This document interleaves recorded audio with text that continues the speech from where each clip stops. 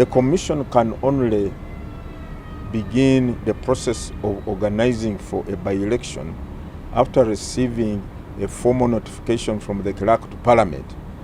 That's what the Constitution says, that the clerk to Parliament shall notify the Electoral Commission of the existence of a vacancy in Parliament, and the Electoral Commission shall conduct by-elections to fill that vacancy within 60 days.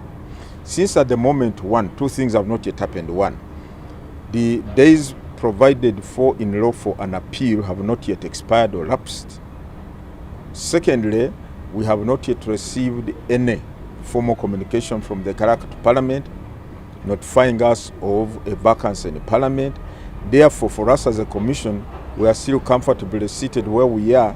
We cannot even contemplate or begin to plan for a by-election when the due processes in law have not yet been fully exhausted or complied with. Well, it depends on when we are required to begin that process of preparing for the by-election. I think that question can only be ably answered when we come to that period. Either is it in June, is it July, is it August, is it September? But now it would be premature for me to say whether we shall be in position to hold that by-election. You can count backwards yourself. Now 8 months. Yes. No, is it on the nomination, on the polling day, or when does the No, it says that the law, the way we understand it as a Commission, talks of polling day, because you cannot talk of the polling process takes place on a specific day.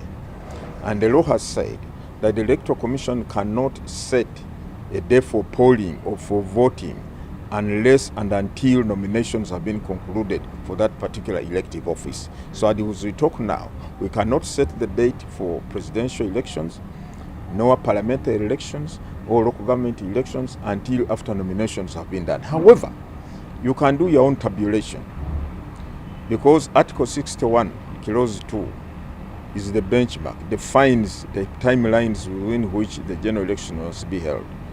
It is within the first 30 days or the remaining 122 days to the expiry of the term of government. Now, when you look at if you do some simple tabulation, the term of government will lapse or expire on 12th of May 2006. So you count 122 days backwards. Okay? You get to about January 10th or 11th or 12th, around there. That's when those days begin from that time.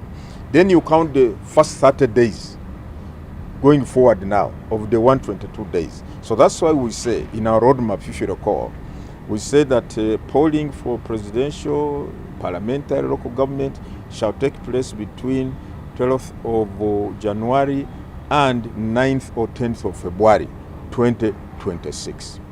So now, if you count 6 months, therefore, from 12th January, you find you fall around 12th July 2026, and that's why 2025.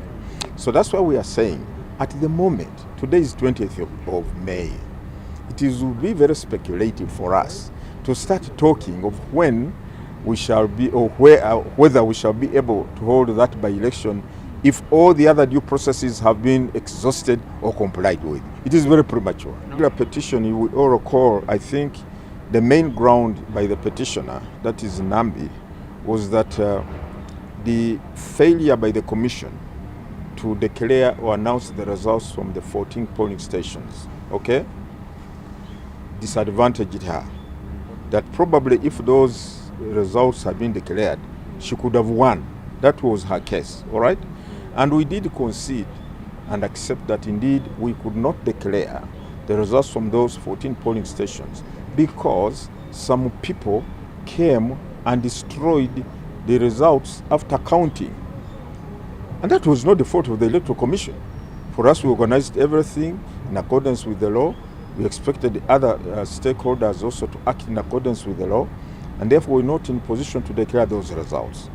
That the court seems to have found that, look, as far as you do not declare those results, therefore, you do not comply with the law. And therefore, we are saying, okay, we respect that court decision for now.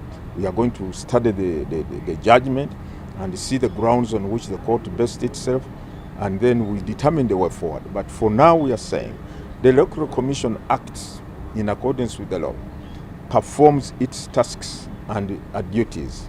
We expect all other stakeholders to do the same. Certainly not, certainly not. I think the Electoral Commission did what in the circumstances was plausible or best. It did what it could do. First of all, we did not anticipate that any right-thinking member of society would go and attack the polling stations and destroy those materials or destroy those ballots or the counted results. We never expected that, because we expected whoever was participating in that process was sane and acting within the law. We never anticipated that. And secondly, the returning officer, having weighed the circumstances then, I think took the decision in his view that, look, we proceed to count the results from the 184 something polling stations. We leave out the 14 polling stations, and then so that we do not disenfranchise the voters from the other 184 polling stations. But the court seems to have been of a different view, which, as I said, we are going to analyze and see how it contextualized the reasons, the grounds, the reasons that resulted in the returning officer not being in position to declare or to tally and declare those results in the context of all the circumstances that prevail on that day. So we want to study that. Again, that is speculative, because, as I said, we are not yet at the level of determining whether we shall be able to hold those elections until the due processes have been exhausted. There is an avenue for appeal, and that appeal can take place. The person who wishes to appeal has, I think, about 30 days from the date of judgment to lodge that appeal. That is one. Secondly, we still have, we cannot contemplate, or we cannot think or plan that we are going to have a by-election in KAWEMPE North, because we have to await the clerk to Parliament to formally notify the Commission that there is a vacancy in the Parliament. But as we talk now, I think Nalukoola is still in Parliament, despite the court decision. Until the clerk to Parliament notifies the Commission there is a vacancy in KAWEMPE North, and then we shall, the provisions of the Constitution under Article 81 shall be brought into play, that we must hold a by-election within 60 days. So for now, we are only guessing. Shall it take place or it won't? At this point in time, I think it is premature for us as a commission to contemplate holding a by-election in KAWEMPE on account of this decision. Why? Because under the law, they see the avenue process, the appellate process by any of the aggrieved parties. So it is only after that process has been concluded and the final court, which is the Court of Appeal, Constitutional Court, has pronounced itself on the matter, that we can now determine whether we shall go for a by-election in the KAWEMPE North and when we should do that. So for the moment, I think, let us hold on and see whether the appeal process is concluded, or any of the aggrieved parties in this petition is going to appeal to the Court of Appeal,